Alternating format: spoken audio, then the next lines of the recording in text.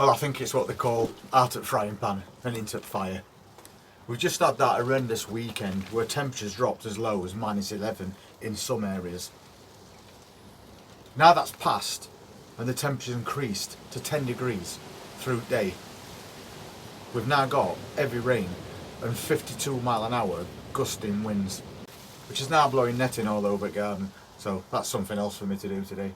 But apart from that, it is Monday morning, beginning of a new week, a little bit closer to those better temperatures. And we always have a quick look round at plants just to see how everything's getting on. And we've got these little bowls that we bought and drilled holes in bottom. Caravan washing up bowls. We've got quite a lot for pence each, and we've been planting salads in them. They're radish French breakfast, and you can see just how well they've come on. And we're not growing those for bulbs, we're growing them for leaves. We'll just cut all the tops away when we're ready to harvest and just use them as a garnish. We found a little lettuce plant outside and it's not actually done very good. I think it's been too damp. So a lot of that's died away. But we have still got a little bit that's trying. And as long as we've got something, we know we're alright. So we'll try and dry this out a little bit and see if that helps. There's broccolis that we transplanted quite recently into these square pots. They're looking really well. If you remember, there was really leggy and they've got bent stems which were making the plants lay on its side. So we've buried them really deep. And now we've got some really strong plants, haven't we? And we did the same thing with some of these cabbages. They're Savoy cabbage. They've took a bit of a beating from slug damage and we've had to remove some of the leaves. But as long as your tops are still looking healthy, they'll pull through. But we have got a couple of nice little broccoli plants there. So hopefully at some point we can get these outside where they belong. Or we'll leave them in here and put them in big containers like we do other things. Cauliflowers, red cabbages, etc. But we'll see. And I've still got a few more that I want to move as well. I'll probably do that today. Then that job's out of the way. It's not going to take 2 minutes. And we can keep them all together in a tray then. And there's some more that we've got as well. Again, bent stems because they're getting a little bit long now. And we've already done a video showing how we fix that. And turn them from that into that. Which looks a lot better. So again, we're going to get these moved on. And this is purple sprouting broccoli. So we've got a mixture of both to put out this year. And what we'll be doing is we'll be sowing some more seeds as well, so we can keep lots of backup plants in this greenhouse. Especially with this weather being like it is. But everything else seems to be doing alright. That's as cauliflower.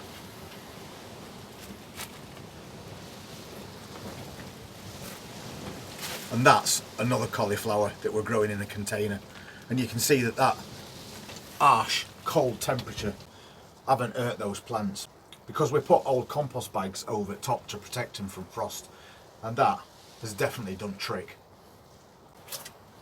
We've lost a few of his flower plants as well, unfortunately. They've basically just rotted inside this compost. So I'll just take those away. We don't need those anymore. But we're still left with quite a few nice ones. And I'm definitely going to have to check what these are, because I can't remember. They're either Lychnis or Blue Bedders. They're 1 at 2, but either way we've still got 8 healthy looking flowers there. So it's still a good average. We got some progress as well with his peas. They've come up over the weekend. We did show them quite recent and the soil was bumping up a little, but nothing was coming out. And we put 2 peas in every cell. Just try and guarantee that we'd get something. And although you can see that a couple of cells haven't got anything in them, you can also see that the soil is bumping up, which means they're on the way. So that'll be 100% germination from that tree. And we did 2 of them to start with. And they're sugar snap. And they're the peas that you grow for flat pods and you eat the old pod because it's really tender and it's nice and sweet. So we're looking forward to trying those this year. But they're definitely on the way. And we've got a couple of packs of these, which we really need to move. They're red onions. They're getting a bit too long now for these trays. So we're going to have to separate them off and then plant them out as either multi-sown onions or individual ones. But I think it's definitely something we need to do this week. And we have already done it, again, in one of these caravan wash bowls with these onions. And we've planted them out as single onions because we want to try and get decent sized bulbs out of these rather than multi-sown medium ones. But they're doing alright, they're holding their own, so we'll see how they get on. And we've still got that tray of Savoy cabbage.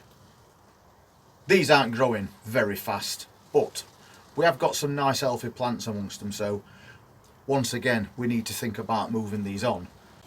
And once we've moved them on, as we do with lots of plants, we'll re-sow some fresh seeds in another pack. And we'll just keep doing that until we know that all the greenhouses and all the raised beds have got the maximum amount of plants in that we want and that they're all doing alright. Because if they're not, and we lose any, which is quite feasible given this up and down weather we're constantly getting, if we haven't got any backup plants, then at the stage where we lose some plants, we've got to sow seeds. And that's taking up too much time because we only have a short growing season in UK, as you well know. So to have plants like this ready to replace any that fail is basically essential for me. And that's why we grow so many backups. This dwarf French bean plant is doing really well. We've got the start of some little beans trying to grow on there, if you can see those. But loads and loads of more flowers at the top as well. And that is basically the maximum height this plant grows to. We picked the dwarf varieties because, for obvious reasons, this wind would just batter anything that we put outside in raised beds. They won't stand a chance against 50-mile-an-hour winds, and we tend to get little storms like that 2 to 3 times at the beginning of season. So this year we decided, instead of doing full-size broad bean plants, we'll do the dwarf variety. Then we can keep them in greenhouse in smaller containers using less compost, and we know they're going to be safe until we start and get something to harvest. And that's all that matters to us. Those container onions that we did a while ago, again, I've put on more size. The green tops are growing really well now. But obviously you're not going to see anything in the way of bulb size until a lot later on in year. They'll reach a certain point at year and they'll start bulbing up. And for the last couple of months it will start to bulb up quite quickly. So we're hoping to get some decent sized onions out of here. Albeit only 3, but it's a little experiment we're doing, and we can keep them away from elements once again in these little containers, not using a lot of compost. So somewhere around July, August, we should have some good sized bulbs in there. And we're still waiting to put these out.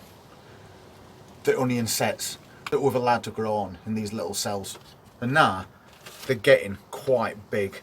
So basically they really need to be coming out now, because otherwise what's going to happen is the roots will start to work their way up and out of that compost. And we don't want that to happen. If I just pop one out, you can see that it's got some really good roots on it. But we don't want to make these root bound. But because the weather's been so horrendous, we've not really been in a position to put those onion sets out. You're supposed to put them out in April at latest, because they need a really long growing season. So we need to get that sorted as soon as possible. Or maybe just put them out and take that risk. But if I do run out of patience with those onions at some point, I can always transplant them into containers and try just growing them in there. Once again, like these little wash bowls that we've got, I could just put 7 or 8 onions straight in there if I wanted to. And since we've had such a bad forecast again for this week, nothing but wind and rain, I think I am going to plant a few of those in here, the biggest ones, just so I know that they're done and out way. And if this climate carries on like it is doing, we're going to end up with everything growing in greenhouses and nothing outside. Because we usually get about 16 weeks of spring and summer combined before we're back into autumn. And then again, it's starting to get dark earlier, we're losing light levels, we're losing heat.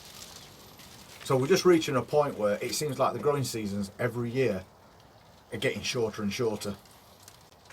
So if we have to adapt to it by growing everything in containers at some point, then that's exactly what we will do, rather than quit altogether. That Acer that I shown you quite recent is really starting to leaf up now. Some really nice new growth on this plant, and we brought that in from outside because of those bad frosts that we were getting, and we've just left it in here on that back bench, and it's really picked up. So this has got a really good start to the season already. The parsnips are doing alright too. Some nice foliage growing on these, and they're getting to be a good size as well. We're only looking for baby parsnips out of these containers, obviously. We don't want huge ones, because smaller parsnips are also sweeter. And as a rule, if these reach the size that you wanted them, whether it be small parsnips or larger ones, and then we did get a frost, if you put that container outside and it gets hit by a frost, that will also make your parsnips taste even sweeter. And we've got other various containers in greenhouse.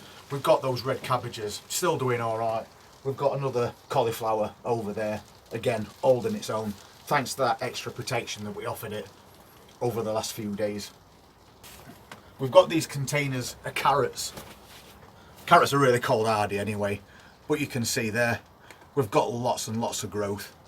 We just can't make us mind up what we want to do, whether to pull some out, which is called thinning, to allow us to grow bigger carrots, or just harvest the entire container for baby carrots, so we can drop them all straight into a stew. We'll make us mind up at some point, I'm sure, but they're growing really well. And so's this big trough full of carrots.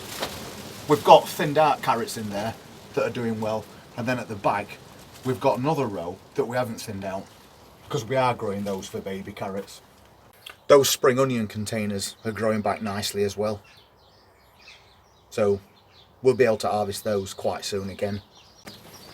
And we've got a couple of those on go, really nice looking. And as you'll know, we only harvest the tops from these. We're not trying to grow spring onion bulbs, we just use the tops again as a garnish on meals.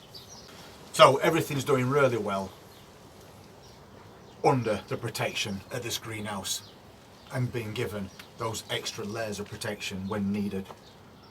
As for out there at the moment, you might have heard, it's just not inviting enough to even think about putting out outside at the moment. But we'll get there eventually. It just seems that this year has been such a long, drawn out winter. It seems longer to me than it normally has in past. Maybe that's just me itching to get planting outdoors as well as in. We've got lots of other bits and bobs of plants that we need to look at and keep a check on, but we'll do that on another video. And if you want to see what they are, please hit that subscribe button and press that notifications bell, and we look forward to seeing you at the next update. Take care.